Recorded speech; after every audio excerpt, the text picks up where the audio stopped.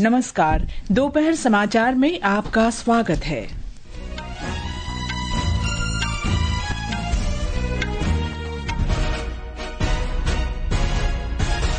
कृषि मंत्री शिवराज सिंह चौहान ने कहा, भारत का लक्ष्य दुनिया का फूड बास्केट बनना है। विदेश मंत्री डॉ एस जयशंकर 6 दिवसीय यात्रा के पहले चरण में नीदरलैंड्स पहुंचे। वे डेनमार्क तथा जर्मनी भी जाएंगे। रोमानिया में मध्य मार्गी निकोसो डैन ने अपने कट्टर प्रतिद्वंदी जॉर्ज सिमियन को हराकर राष्ट्रपति चुनाव जीता। मौसम विभाग ने अगले 5 दिन के दौरान केरल, कर्नाटक, गोवा और महाराष्ट्र में मूसलाधार वर्षा का अनुमान व्यक्त किया। भारत पाकिस्तान तनाव के बीच बीसीसीआई ने एशियाई क्रिकेट परिषद के 2 प्रमुख टूर्नामेंटों से हटने का फैसला किया और आईपीएल क्रिकेट में आज शाम लखनऊ में लखनऊ सुपर जायंट्स का मुकाबला सनराइजर्स हैदराबाद से होगा।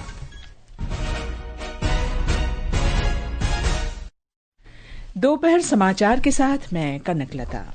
केंद्रीय कृषि मंत्री शिवराज सिंह चौहान ने कहा है कि देश भर में विकसित कृषि संकल्प अभियान शुरू किया जाएगा।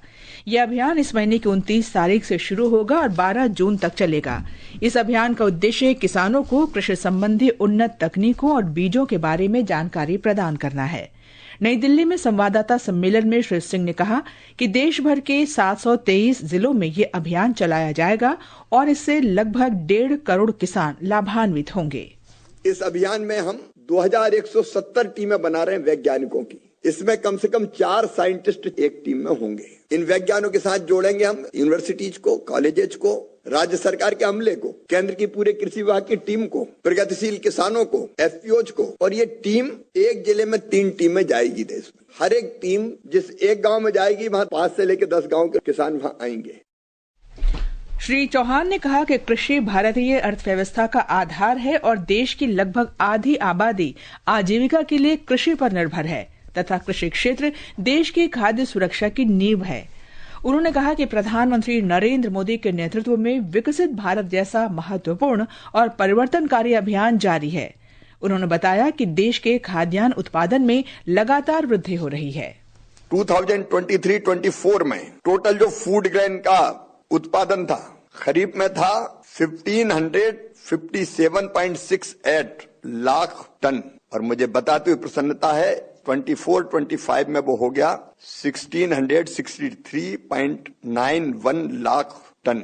इस साल का ये जो उत्पादन है ऑल टाइम हाई, एक रिकॉर्ड है। तो हमारा उत्पादन बढ़ रहा है, इसलिए अन्न के भंडार भी भरे हैं और हमारा तो सपना और संकल्प है एक दिन भारत को दुनिया का फूड बास्केट बनाना। केंद्रीय वाणिज्य तथा उद्योग मंत्री पीयूष गोयल ने कहा है कि डिजिटल सार्वजनिक खरीद platform government e market place GeM प्रधानमंत्री नरेंद्र मोदी के विकसित भारत 2047 की परिकल्पना का प्रमुख वाहक बन गया है। एक अंग्रेजी दैनिक के लेख में श्री गोयल ने कहा है कि जेम ने प्रवेश संबंधी बाधाओं को दूर किया है, भ्रष्टाचार को समाप्त किया है, विशेषकर छोटे कस्बों में हाशिए पर आए लोगों के सशक्तिकरण और उत्थान में महत्वपूर्ण भूमिका निभाई है। साथ ही इससे आयकर दाताओं के लिए बड़े पैमाने पर बचत भी संभव हो पाई है। प्रधानमंत्री नरेंद्र मोदी ने केंद्रीय मंत्री पीयूष गोयल द्वारा लिखे गए लेख को सोशल मीडिया पर साझा करते हुए कहा कि सरकारी ई मार्केट प्लेस जीईएम पोर्टल हाशिए पर पड़े लोगों के लिए दरवाजे खोल रहा है और भारी बचत सुनिश्चित कर रहा है। श्री मोदी ने लिखा कि इससे पारदर्शी शासन के लिए सरकार के प्रयास को डिजिटल क्षेत्र में बढ़ावा मिला है। विदेश सचिव विक्रम मिस्री आज शाम संसद की स्थायी समिति को भारत तथा पाकिस्तान के बीच मौजूदा विदेश नीति के बारे में जानकारी देंगे। कांग्रेस सांसद शशि थरूर की अध्यक्षता वाली समिति को श्री मिस्री द्वारा ऑपरेशन सिंदूर और पाकिस्तान के साथ संघर्ष विराम की घोषणा की जानकारी देने की संभावना है। ये पहली बार है जब कोई शीर्ष अधिकारी संसद में पहलगाम आतंकी हमले के जवाब में पाकिस्तान के अवैध कब्जे वाले जम्मू कश्मीर में भारत की जवाबी कार्रवाई के बारे में संसदीय समिति को जानकारी दे रहा है। जम्मू कश्मीर में सुरक्षा बलों ने आज राजौरी और पुंछ के सीमावर्ती जिलों में संयुक्त तलाशी अभियान शुरू किया। राजौरी जिले के सीमावर्ती क्षेत्र में संदिग्ध गतिविधि की सूचना मिलने के बाद सुरक्षा बलों ने तलाशी अभियान शुरू किया। कल देर रात नौशेरा इलाके में एक महिला द्वारा 3 संदिग्ध व्यक्तियों को देखे जाने की सूचना मिलने पर इलाके में तलाशी अभियान शुरू किया गया। अभियान सुरक्षा बलों की एक संयुक्त टीम द्वारा चलाया जा रहा है। ऑपरेशन सिंदूर की सफलता के उपलक्ष्य में आज भारतीय जनता पार्टी ने जम्मू कश्मीर में भव्य तिरंगा रैली का आयोजन किया। रैली की अध्यक्षता भाजपा के वरिष्ठ नेता डॉक्टर निर्मल सिंह ने की। कठुआ से विधायक डॉक्टर भारत भूषण सहित अन्य विधायक भी रैली में शामिल हुए। तिरंगा रैली की शुरुआत कठुआ के मुखर्जी चौक से हुई और इसका समापन शहीदी चौक पर हुआ। ऑपरेशन सिंदूर की सफलता के जश्न के बीच पूरा देश जवानों के शौर्य और साहस को नमन कर रहा है। आकाशवाणी समाचार भी सशस्त्र बलों के सम्मान में एक विशेष श्रृंखला प्रस्तुत कर रहा है। आज इस कड़ी में हम परमवीर चक्र विजेता मेजर रामास्वामी परमेश्वरन का स्मरण कर रहे हैं। उन्होंने श्रीलंका में ऑपरेशन पवन में सर्वोच्च बलिदान दिया था। बंबई में जन्मे मेजर रामास्वामी परमेश्वरन को जनवरी 1972 में महार रेजिमेंट में शॉर्ट सर्विस कमीशन मिला। भारत श्रीलंका समझौते के तहत कानून और व्यवस्था बनाए रखने के लिए भारतीय सेना की कई टुकड़ियां श्रीलंका भेजी गई थी। मेजर परमेश्वरन की यूनिट महार को भी ऑपरेशन पवन के लिए श्रीलंका भेजा गया था। 25 नवंबर 1987 को मेजर परमेश्वरन देर रात एक सर्च ऑपरेशन से अपनी टुकड़ी के साथ लौट रहे थे। अचानक उनके दस्ते पर उग्रवादियों के एक समूह ने घात लगाकर हमला कर दिया। बड़ी सूझबूझ से मेजर परमेश्वरन ने उन्हें पीछे से घेर लिया और साहस पूर्वक उन पर हमला कर दिया। हाथापाई के दौरान एक उग्रवादी ने उनके सीने में गोली मार दी। अपनी गंभीर चोट के बावजूद मेजर परमेश्वरन ने राइफल छीन ली और उस उग्रवादी को मार गिराया। गंभीर रूप से घायल होने के बावजूद उन्होंने आदेश देना जारी रखा और अपनी टीम को आखिरी सांस तक प्रेरित किया। इस कार्रवाई में 5 उग्रवादी मारे गए और 3 राइफलें और 2 रॉकेट लॉन्चर जब्त किए गए। मेजर रामास्वामी परमेश्वरन को अत्यंत विशिष्ट वीरता और सर्वोच्च बलिदान के लिए परमवीर चक्र से सम्मानित किया गया। राष्ट्र उन्हें नमन करता है। अनुपम मिश्र, आकाशवाणी समाचार, दिल्ली।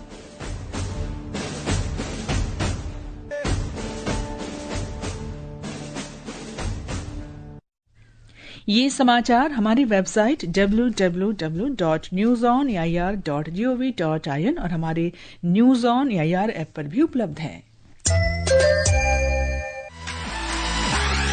स्वस्थ रहने के लिए सिर्फ खाना ही नहीं, व्यायाम और योग भी जरूरी है। आजकल की लाइफस्टाइल में शारीरिक गतिविधि कम हो गई है, जिससे मोटापा और अन्य बीमारियां बढ़ रही हैं। लेकिन मैं करता हूँ रोजाना कम से कम 30 मिनट योग। दौड़े, चले या अपनी पसंद का कोई भी खेल खेले। व्यायाम और योग से न सिर्फ आपका शरीर स्वस्थ रहता है, बल्कि मानसिक तनाव भी कम होता है। स्वस्थ शरीर, स्वस्थ मन। आयुष मंत्रालय, भारत सरकार द्वारा जनहित में जारी।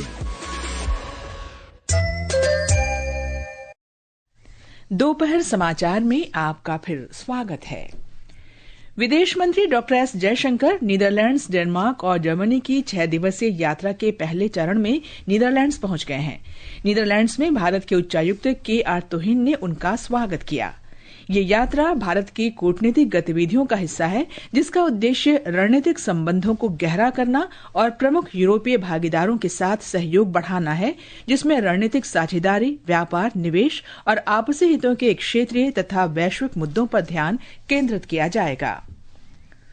सर्वोच्च न्यायालय ने एक महत्वपूर्ण फैसले में कहा है कि अपर न्यायाधीशों सहित उच्च न्यायालयों के सभी न्यायाधीशों को पूरी पेंशन और सेवानिवृत्त लाभ पाने का अधिकार है। शीर्ष न्यायालय ने आज कहा कि न्यायालयों के पूर्व मुख्य न्यायाधीशों को पेंशन के रूप में प्रति वर्ष 15 लाख रुपए मिलेंगे। ऐसा न करने पर इसे संविधान के अनुच्छेद 14 के अंतर्गत समानता के अधिकार का उल्लंघन माना जाएगा। शीर्ष न्यायालय के मुख्य न्यायाधीश बी.आर. गवई और न्यायमूर्ति ऑगस्टिन जॉर्ज मसी की पीठ ने कहा कि सभी को पेंशन दी जाएगी, चाहे उनकी नियुक्ति कभी भी हुई हो और वे अपर न्यायाधीश के रूप में सेवानिवृत्त हुए हों या उन्हें बाद में स्थायी किया गया हो। शीर्ष न्यायालय ने कहा कि कृपया इसे फिर से सुन ले। उच्च न्यायालय के दिवंगत न्यायाधीशों के परिजनों को भी स्थायी न्यायाधीशों के परिजनों की तरह समान पेंशन और सेवानिवृत्ति के लाभ मिलेंगे। इलाहाबाद उच्च न्यायालय उत्तर प्रदेश की जामा मस्जिद और हरिहर मंदिर के बीच जारी विवाद पर आज फैसला सुनाएगा। इस बारे में मस्जिद समिति ने उच्च न्यायालय में पुनरीक्षण याचिका दायर की थी। न्यायमूर्ति रोहित रंजन अग्रवाल की एकल पीठ इस पर आज तीसरे पहर फैसला देगी। जामा मस्जिद की प्रबंधन समिति ने संभल सिविल अदालत के पिछले वर्ष 19 नवंबर के फैसले को चुनौती दी है, जिसमें भारतीय पुरातत्व सर्वेक्षण को अधिवक्ता आयुक्त के साथ मस्जिद परिसर का सर्वेक्षण करने का आदेश दिया गया था। महाराष्ट्र में मुंबई गोवा राजमार्ग पर एक सड़क दुर्घटना में 5 लोगों की मौत हो गई है। हादसे में कार चालक गंभीर रूप से घायल हुआ है। मुंबई से देवरुख जा रही इस कार के चालक द्वारा नियंत्रण खो देने से कार रत्नागिरी के पास जगबूदी नदी में जा गिरी। हादसे की जांच की जा रही है। राष्ट्रपति द्रौपदी मुर्मू ने आज राष्ट्रपति भवन में पूर्व राष्ट्रपति नीलम संजीव रेड्डी की जयंती पर उन्हें पुष्पांजलि अर्पित की। वे 25 जुलाई 1977 से 25 जुलाई 1982 तक देश के छठे राष्ट्रपति रहे। ये समाचार आकाशवाणी से प्रसारित किए जा रहे हैं।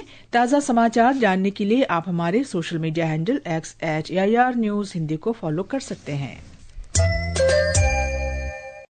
ये आकाशवाणी है। यूरोपीय संघ में बने रहने के समर्थक उम्मीदवारों और पार्टियों ने रोमानिया, पोलैंड और पुर्तगाल में सप्ताहांत में हुए चुनावों में उल्लेखनीय बढ़त हासिल कर ली है। रोमानिया में यूरोपीय संघ के समर्थक उम्मीदवार निकोसोर डैन ने कल हुए राष्ट्रपति चुनाव के दूसरे चरण में निर्णायक जीत हासिल की। एक रिपोर्ट।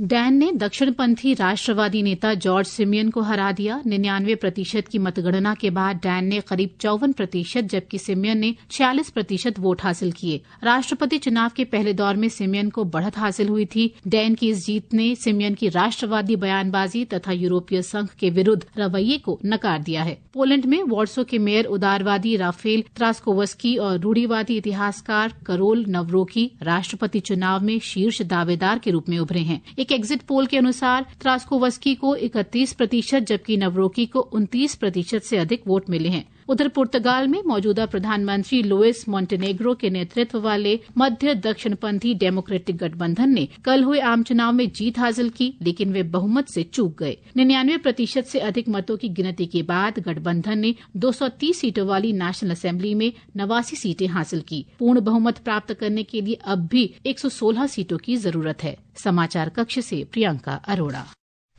बलूच राष्ट्रीय अभियान के मानवाधिकार विभाग ने बलूचिस्तान में पाकिस्तान द्वारा बलूच नागरिकों को जबरन गायब करने की निंदा की है। विभाग ने कहा है कि पाकिस्तान सरकार का ये कदम मानव अधिकारों का उल्लंघन है। अमेरिका के पूर्व राष्ट्रपति जो बाइडेन के कार्यालय ने एक बयान में कहा है कि वे प्रोस्टेट कैंसर से पीड़ित हैं। प्रधानमंत्री नरेंद्र मोदी ने अमेरिका के पूर्व राष्ट्रपति जो बाइडेन के स्वास्थ्य पर चिंता व्यक्त की है। सोशल मीडिया पर पोस्ट में श्री मोदी ने उनके स्वस्थ होने की कामना की है। भारतीय तटरक्षक बल ऑपरेशन ओलिविया के अंतर्गत लुप्तप्राय ओलिव रिडले कछुओं का संरक्षण कर रहा है और साथ ही देश के समृद्ध समुद्री पारिस्थितिकी तंत्र को संरक्षित कर रहा है। भारतीय तटरक्षक बल ने कहा है कि देश की पूर्वी तटरेखा, विशेष रूप से ओडिशा के गहिरमाथा बीच पर प्रतिवर्ष 8 लाख से अधिक ओलिव रिडले कछुए आते हैं। यह स्थान उनके प्रजनन के लिए अनुकूल है। भारतीय क्रिकेट कंट्रोल बोर्ड BCCI ने भारत तथा पाकिस्तान के बीच सैन्य तनाव के बीच एशियाई क्रिकेट काउंसिल के 2 बड़े टूर्नामेंट में भाग लेने से इनकार कर दिया है। इनमें अगले महीने श्रीलंका में होने वाले women's emerging team Asia cup और भारत में सितंबर में होने वाला एशिया कप टूर्नामेंट शामिल है। IPL क्रिकेट में आज लखनऊ सुपर जायंट्स का सामना सनराइजर्स हैदराबाद से होगा। लखनऊ में ये मैच शाम 7:30 बजे शुरू होगा। मौसम विभाग ने अगले 5 दिन के दौरान केरल, कर्नाटक, कोंकण, गोवा और महाराष्ट्र में तेज वर्षा का अनुमान व्यक्त किया है। अगले 5 से 6 दिन के दौरान पूर्वोत्तर भारत, उप हिमालयी पश्चिम बंगाल और सिक्किम में भी गरज तथा बिजली के साथ तेज वर्षा की संभावना है। आकाशवाणी का समाचार सेवा प्रभाग अपने साप्ताहिक फोन इन कार्यक्रम पब्लिक स्पीक में आज रात 9:30 बजे टीबी की रोकथाम और इलाज विषय पर परिचर्चा प्रसारित करेगा। अंत में मुख्य समाचार एक बार फिर। कृषि मंत्री शिवराज सिंह चौहान ने कहा, भारत का लक्ष्य दुनिया का फूड बास्केट बनना है। विदेश मंत्री डॉ एस जयशंकर 6 दिवसीय यात्रा के पहले चरण में नीदरलैंड्स पहुंचे। वे डेनमार्क और जर्मनी भी जाएंगे।